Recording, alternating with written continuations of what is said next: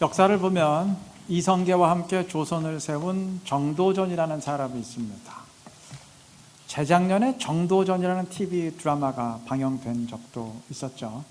이 사람은 조선을 설계하면서 신권 정치를 꿈꿉니다. 신권 정치란 신하신 권세권, 즉 신하가 주도하는 정치. 한 나라의 재상이 그 나라의 정치, 경제 등의 실권을 쥐는 정치를 말합니다. 그가 이러한 조선을 꿈꾼 이유는 왕정 제도의 폐단 때문입니다.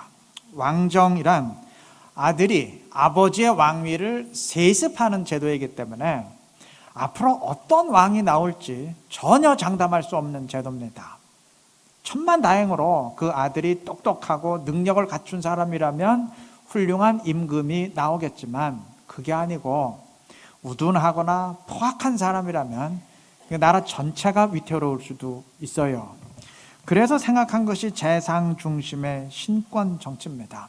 재상은 그래도 그 나라에서 가장 능력 있고 실력 있는 사람이기 때문에 그러한 사람이 정치의 실권을 쥐게 되면 행여 좀 모자란 왕이 즉위 하더라도 큰 문제 없다고 여겼던 겁니다.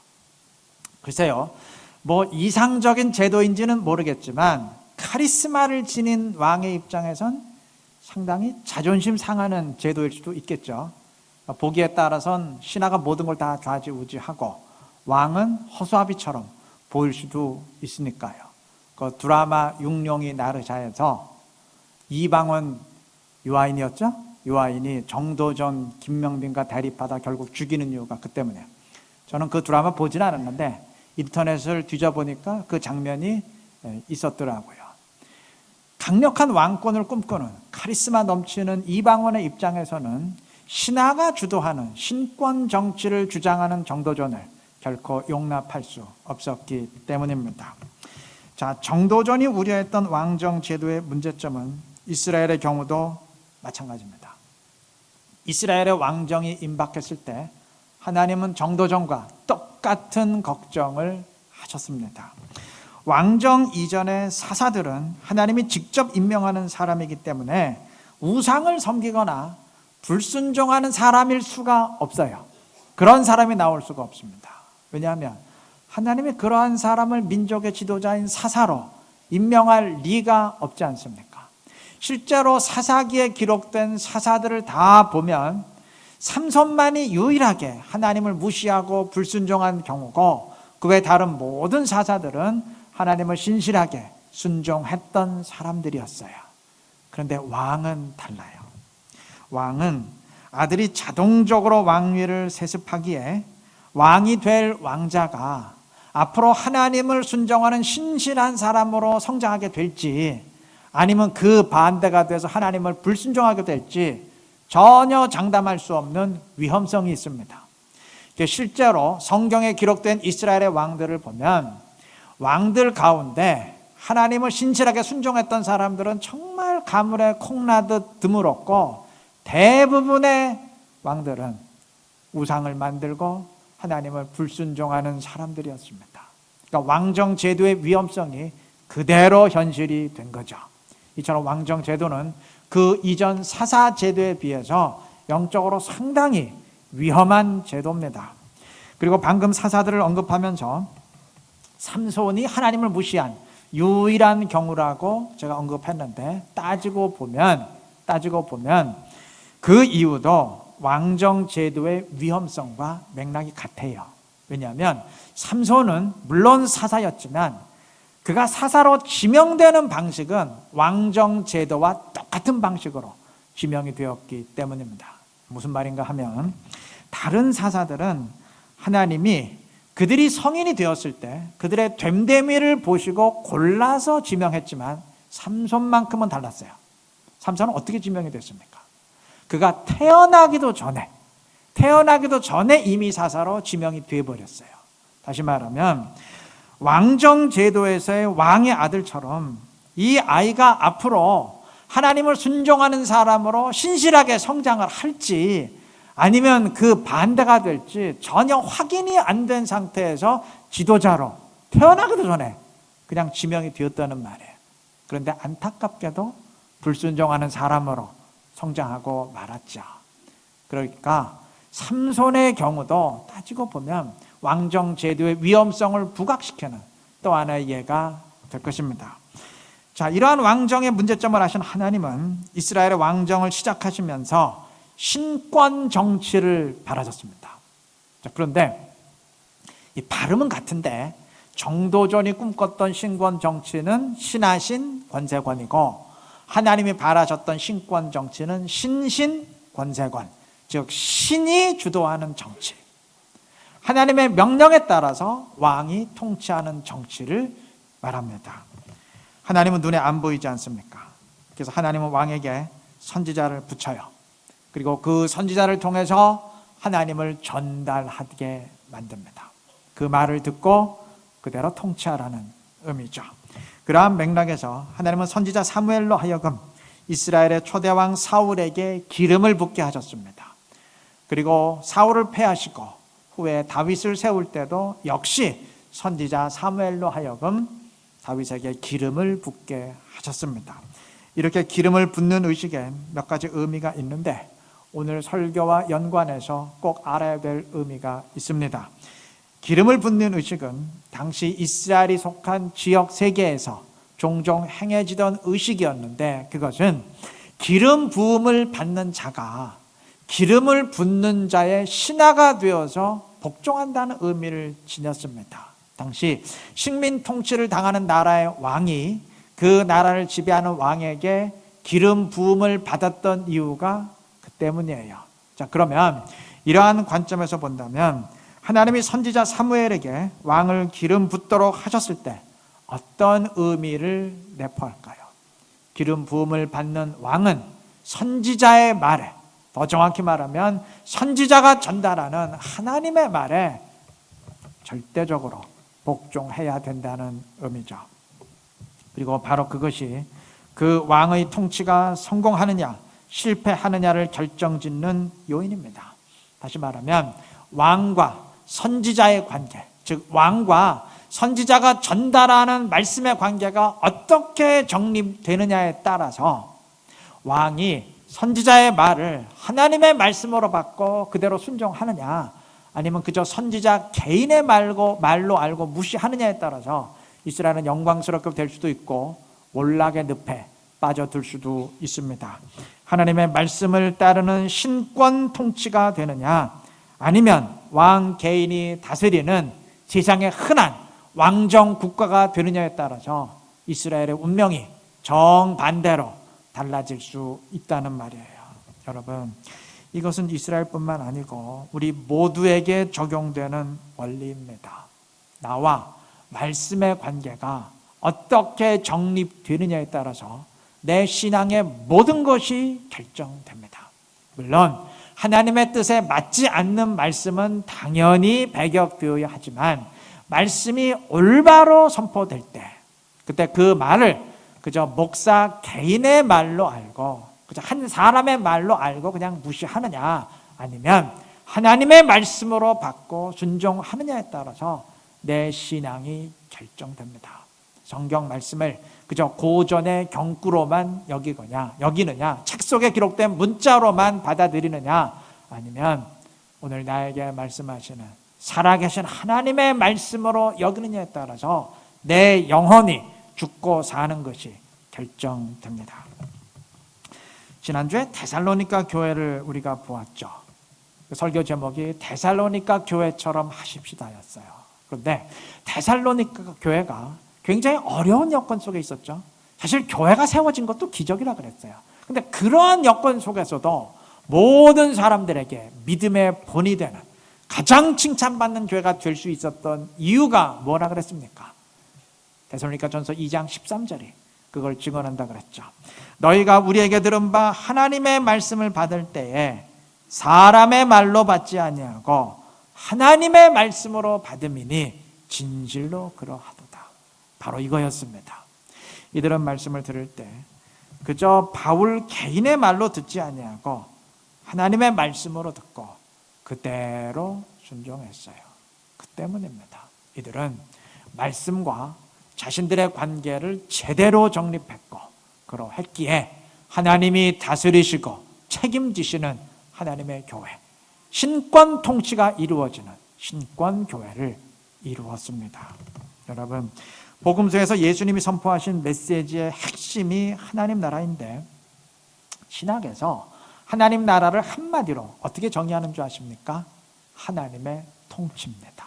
하나님의 나라는 그 어떤 제도도 아니고 시스템도 아니고 장소도 아니고 하나님의 통치입니다.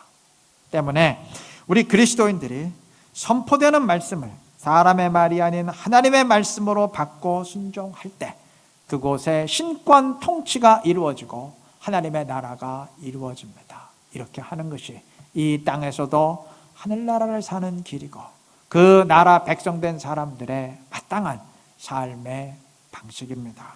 그 나라 백성 되었으니 그 나라 백성으로 살아야 되지 않겠습니까? 하나님의 말씀을 하나님의 말씀으로 받고 순종하시기를 바랍니다. 말씀과 나의 관계를 제대로 정립하시기를 바랍니다. 말씀에 그대로 순종하는, 하나님을 주인으로 삼는 신권 통치를 이루어 가시기를 바랍니다. 하나님이 다스리시는 하나님 나라를 이루어 가시기를 바랍니다. 그래서 그의 나라를 이루며 그의 영광을 충만히 드러낼 수 있는 진실한 우리 모두가 되시기를 바랍니다. 오늘 주님이 말씀하신 씨 뿌리는 자의 비유를 읽었습니다. 내용은 간단합니다. 씨 뿌리는 사람이 씨를 뿌렸는데 좋은 땅에 떨어진 씨는 100배, 60배, 30배 열매를 맺은 반면 나쁜 땅에 떨어진 씨는 전혀 열매를 맺지 못했습니다. 당연한 얘기죠. 이 비유에서 씨는 말씀을 의미하고 땅은 그 말씀을 듣는 사람들의 마음을 의미합니다. 즉 말씀이 뿌려졌는데 어떤 사람은 그 말씀을 듣고 열매를 맺은 반면 어떤 사람은 전혀 열매를 맺지 못했다는 의미입니다. 자, 이 비유에서 씨가 문제였습니까? 아니면 땅이 문제였습니까? 다시 말하면 선포되는 말씀이 문제였습니까? 아니면 그것을 듣는 사람들의 마음 상태가 문제였습니까? 땅이 문제였죠. 마음이 문제였죠. 씨는 동일하게 뿌려졌는데 땅이 길가와 같고 돌밭, 가시 떨기였기에 전혀 열매를 맺지 못했습니다. 중요한 원리입니다. 우리는 흔히 뿌려지는 말씀이 모든 것을 좌지우지한다고 생각합니다. 정말 그렇다면 교회에는 딱 한 사람만 있으면 돼요. 설교 잘하는 목사 딱 한 사람만 있으면 돼요. 그렇잖아요? 그럼 말씀은 잘 뿌릴 수 있어요. 좋은 말씀 전할 수 있어요. 그럼 모든 게 다 되게 해요. 저도 그랬으면 좋겠어요. 나 혼자만 잘하면 되니까. 근데 그게 아니에요. 여러분, 물론 말씀도 잘 뿌려져야 하겠지만 근본적으로 중요한 것은 그 말씀을 받아들이는 마음입니다. 마음입니다. 땅이 굳은 땅인데 말씀이 열매 맺는 경우는 없어요. 상식적으로 그렇지 않습니까? 땅이 시멘트 바닥인데 거기에 아무리 좋은 씨를 뿌린데 그 씨가 뿌리를 내리고 자라날 수 있겠습니까? 불가능한 일이죠. 반면 마음이 좋은 땅으로 준비되어 있으면 다소 부족한 말씀이 뿌려져도 풍성한 열매 맺을 수 있습니다. 방금 데살로니가 교회 언급했는데 데살로니가 교회의 경우가 바로 그것을 증명합니다. 지난주에 언급했듯이 데살로니가 교회는 말씀에 대한 이해가 부족할 수밖에 없었던 교회입니다. 그 이유는 지난주에 말씀드린 것처럼 바울이 그곳에서 복음을 전할 때 불과 3, 4주 만에 핍박 때문에 도망쳐야 됐기 때문이에요. 그러니 불과 3주 동안 그 짧은 기간에 뭘 말씀을 제대로 가르치고 배울 수 있었겠습니까? 말씀의 양육이 부족할 수밖에 없죠. 대표적인 것이 그리스도의 재림에 대한 사실이라고 했죠. 이들은 예수님의 재림 때 먼저 죽은 자들이 어떻게 됐는지 잘 몰랐어요. 그래서 예수 먼저 믿다가 죽은 사람들은 재림 때 천국에 들어갈 수 있는 건지 아니면 못 들어가는 건지 아니면 들어갈 수는 있지만 살아서 재림을 맞이하는 사람들에 비해서 어떤 불이익을 당하는 건지 잘 몰랐어요. 그러다 보니까 성도나 가족 중에 누군가 세상을 떠날 때마다 이분이 천국 들어갈 수 있나 없나 근심할 수밖에 없었어요. 바울이 데살로니가전서 4장에서 예수 믿다가 먼저 죽은 사람들에 대해서 상세히 언급하는 이유가 그 때문입니다.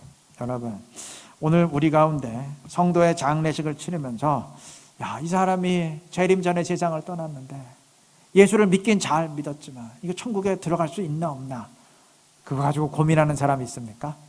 아무도 없죠. 다 답을 알죠. 그건 아주 기초적인 사실에 속하기 때문이에요. 그런데 데살로니가 교회는 이러한 기초적인 사실에 대해서도 이해가 부족한 면이 있었습니다. 그럼에도 이들은 모든 사람들에게 믿음의 본이 되었어요. 이들에게 뿌려진 씨앗은, 말씀의 씨앗은 빈약했지만, 많은 말씀을 제대로 들을 수는 없었지만 그 말씀을 받는 이들의 마음이 정말 옥토와 같은 좋은 땅이었기 때문입니다. 여러분, 아마 오늘 예배 드리는 분들 가운데, 이 자리에 계신 분들 가운데 예수를 처음 믿는 초신자가 아닌 한 다 말씀을 3주 이상은 들어왔을 겁니다. 데살로니가 교회 교인들보다는 말씀에 관한 형편이 나아요. 그런데 왜 우리가 데살로니가 교회처럼 되지 못할까요? 우리의 마음이 그들처럼 좋은 땅이 되지 못하기 때문입니다. 문제는 땅입니다. 우리의 마음을 좋은 땅으로 만들어야 됩니다. 그러면 어떻게 하면 좋은 땅으로 만들 수 있을까요? 본문에 기록된 길가, 돌밭, 가시떨기, 즉 나쁜 땅들의 공통점이 있어요. 길가, 돌밭, 가시떨기는 전부 자연 그대로의 상태입니다. 반면 좋은 땅은 기경하고 갈아엎은 땅입니다. 갈아엎어야 좋은 땅이 돼요. 그렇지 않아요. 땅을 그대로 두었더니 점점 더 좋은 땅이 되더라. 이런 경우는 없지 않습니까? 우리 마음도 마찬가지예요. 원래 그대로 두면 돌밭되고 가시떨기 상태가 됩니다. 갈아엎어야 됩니다. 내 원래의 모습, 예수 믿기 이전의 사고방식, 사람이라면 누구나 본능으로 지니고 있는 자기 중심의 사고방식, 이기심, 이거 그대로 지니고 있으면, 원래 그대로 두면 나쁜 땅 됩니다. 갈아엎어야 됩니다. 나는 날마다 죽노라 하는 바울의 고백처럼 이전의 나를, 원래의 나를 끊임없이 쳐서 복종시키고 죽여야 됩니다. 갈아엎어야 됩니다. 그래야 좋은 땅 됩니다. 이스라엘의 왕이 자기가 원하는 대로 권력 다 휘두르면 이스라엘은 영적으로 몰락해요. 반면 선포되는 하나님의 말씀에 그대로 순종하는, 자기를 죽이고 하나님의 말씀을 따르는 신권 통치를 이루면 열방 가운데 높임받게 됩니다. 성경의 역사가 그것을 증명하죠. 우리 역시 마찬가지입니다. 내가 나의 주인이 되어서 내 마음대로, 그저 내 원래 모습대로, 내가 하고 싶은 대로 다 살게 되면 영적으로 몰락합니다. 반대로 데살로니가 교회 교인들처럼 하나님을 주인으로 모시고 그의 말씀에 순종하는 신권 통치의 삶, 그러한 삶을 살아가면 영적으로 올라서게 됩니다. 100배, 60배 열매를 맺게 됩니다. 그렇게 하시기 바랍니다. 나를 갈아엎으시고 주여 말씀하옵소서, 내가 듣겠나이다. 내가 그대로 순종하겠나이다.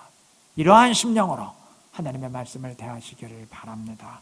그렇게 될 때 말씀이 풍성한 열매를 맺고 주님의 영광 더 크게 드러내는 우리 이루는 교회, 신실한 모든 지체들이 될 줄로 믿습니다. 100배, 60배 열매를 맺은 씨나 전혀 열매를 맺지 못한 씨는 차이가 없습니다. 씨는 동일한데 땅이 달라졌을 뿐이에요. 다시 말하면 돌밭과 가시떨기에도 100배, 60배 결실을 맺은 것과 동일한 부류의 씨앗이 뿌려졌다는 말이에요. 때문에 돌밭과 같고 가시떨기와 같은 교인들도 얼마든지 자기들에게 뿌려진 좋은 씨는 내보일 수 있어요. 좋은 씨는 자랑할 수 있어요. 그들도 100배, 60배 결실을 맺은 씨를 뿌림 받았으니까 좋은 씨는 얼마든지 자랑할 수가 있습니다. 내가 어느 유명한 교회 다녔고 어느 목사님, 너 알지? 이름만 대면 대한민국 사람 다 알만한 그 목사님 통해 좋은 말씀 몇 년 동안 계속 들었고, 그 교회에서, 그 교회 유명한 거 알지? 체계적인 말씀에 제자 훈련 받았고, 그래서 말씀을 제대로 배웠고 등등 얼마든지 자기에게 뿌려졌던 좋은 씨, 좋은 말씀은 자랑할 수 있어요. 근데 반면 데살로니가 교회는 어떤가요? 이들은 씨에 관한 한 아무런 할 말이 없어요.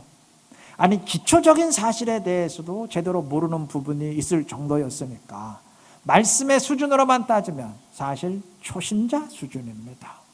자, 그렇다 그래서 돌과 가시떨기와 같은 사람들이 데살로니가 교인들과 같은 사람들을 우습게 여길 수 있겠습니까? 그들을 향해서 저 사람들은 체계적인 말씀의 양육을 받지 못한 수준 낮은 자들이라고 폄하할 수 있겠습니까? 아니죠. 절대 아니죠. 그 반대죠. 오히려 자기들을 부끄럽게 여겨야 되죠. 그럼에도 이 대한민국에서는 왕왕 그런 우스꽝스러운 일들이 벌어집니다. 나 좋은 교회 다녔다. 나 체계적인 말씀의 양육 잘 받았다고. 수준 높다고. 그런 경우가 왕왕 벌어집니다. 반대죠. 부끄럽게 여길 수 있어야죠. 그렇지 않습니까? 아니, 남들은 체계적인 양육을 받지 못해서 말씀의 이해가 부족한데도 믿음의 본이 될 줄 알고 풍성한 열매를 맺을 줄 아는데, 양육 잘 받아놓고 더 잘 배워놓고 훨씬 더 좋은 조건에 있으면서도 전혀 열매를 맺지 못한다면 그건 양육을 자랑할 게 아니고 오히려 부끄러워해야 될 일이 아니겠습니까? 여러분, 그렇지 않습니까? 우리 모두 마찬가지입니다. 주님은 열매로 알리라, 열매가 판단 기준이라고 분명히 말씀하셨습니다. 우리의 초점이 열매에 있어야 됩니다. 열매를 자랑할 수 있어야 됩니다. 물론 이 말은 씨는 중요하지 않으니까 말씀은 안 배워도 된다, 그 얘기는 절대 아니에요. 물론 말씀 배워야죠. 말씀의 양육 받아야죠. 그러나 그것으로만 끝나면 아직 돌밭과 같고 가시떨기 수준에 머물러 있다는 얘기입니다. 그것을 넘어서 말씀대로 순종하면서 실행할 수 있어야 됩니다. 오늘 말씀 보면 순종을 가로막는, 자라나는 것을 가로막는 여러 요인들 때문에 자라나지 못하는 경우가 있죠. 그렇게 되면 안 돼요.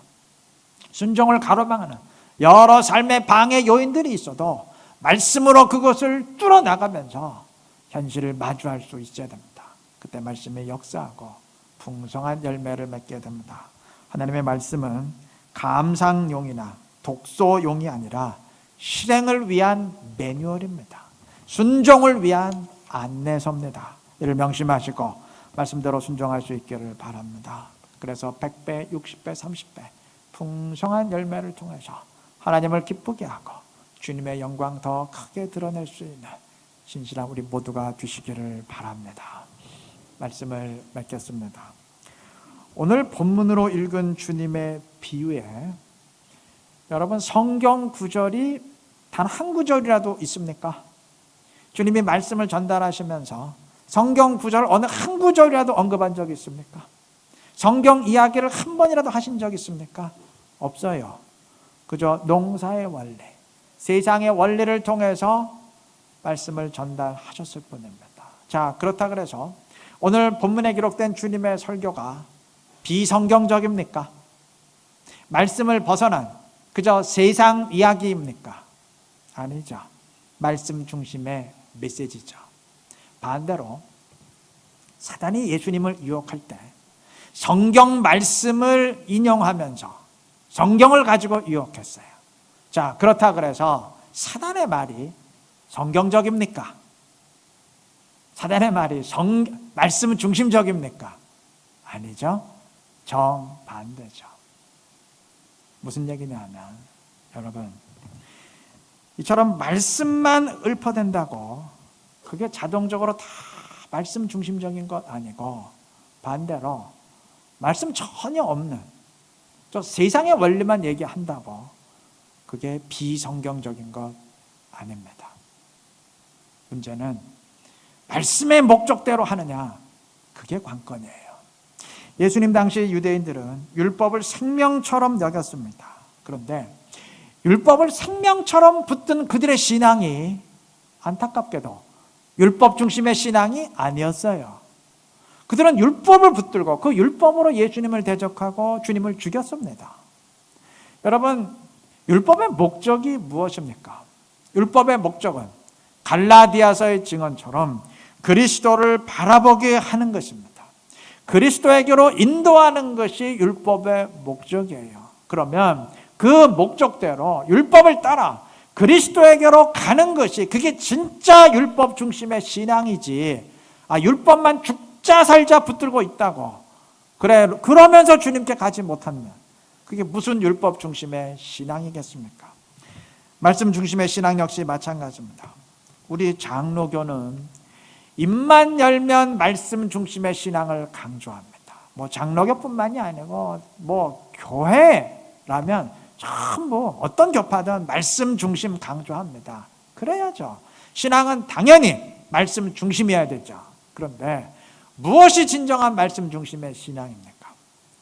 입을 열 때마다 말씀을 읊조린다고 그게 무조건 말씀 중심의 신앙입니까? 말씀하고 말씀에만 집중한다고 그게 진짜 말씀 중심의 신앙입니까? 아니에요. 말씀의 목적대로 하는 것이 진짜 말씀 중심의 신앙입니다. 율법만 붙든다고 율법 중심 신앙 아니고 율법의 목적대로 그리스도에게로 가는 것이 진짜 율법 중심의 신앙이듯이 말씀 중심의 신앙 역시 그냥 말씀만 읊조린다고 말씀만 붙든다 그게 말씀 중심 아니고 말씀의 목적대로 하는 것이 그게 진짜 말씀 중심의 신앙입니다. 그 말씀의 목적이 무엇입니까? 여러분, 말씀은 감상용이나 독서용으로 주어진 게 아니죠. 그게 말씀의 목적 아니죠. 하나님이 선지자를 통해서 말씀을 주실 때 그 목적이 듣고 감상하라는 겁니까? 아니죠. 그대로 실행하라는 거죠. 그 말씀대로 순종함으로써 신권 통치를 이루라는 말이죠. 그렇게 하는 것이 진짜 말씀 중심의 신앙입니다. 말씀을 읊조리는 것을 끝내는 것이 아니고 그 말씀을 듣고 그 말씀을 순종함으로써 신권 통치를 이루고 하나님 나라 이루는 것, 그게 진짜 말씀 중심의 신앙입니다. 그렇지 않겠습니까? 여러분, 말씀대로 순종하시기를 바랍니다. 그래서 진정한 말씀 중심의 신앙으로 열매를 맺고 하나님의 영광을 충만히 드러낼 수 있는 우리 모두가 되시기를 바랍니다. 그래서 진정한 말씀 중심의 신앙으로 신권 통치를 이루고 열매를 충만히 맺어서 하나님을 기쁘시게 하고 주님의 뜻을 점점 더 이루어갈 수 있는 우리 이루는 교회 모든 지체들이 되시기를 그리스도의 이름으로 축원합니다.